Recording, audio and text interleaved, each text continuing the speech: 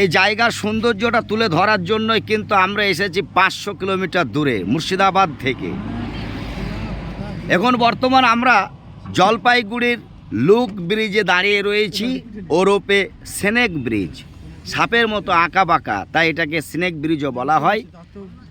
সকাল 11টার পরে আর এখানে সেলফি তোলা যায় না অথবা কোনো ভিডিও করা যায় না। আমরা রয়েছি, এখন আমাদের 9টা বাজে, তাই আমরা ভিডিওটা করে নিচ্ছি।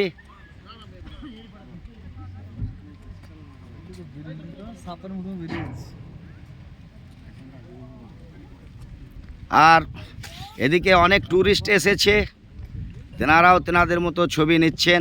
আপনারা দেখলেন এই ব্রিজের সৌন্দর্য, আর এই সৌন্দর্যকে তুলে ধরার জন্যই আমরা ছুটে এসেছি 500 কিলোমিটার দূরে।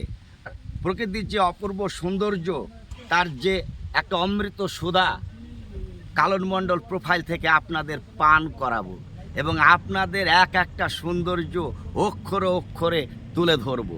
আপনারা সঙ্গে থাকুন। Bye bye.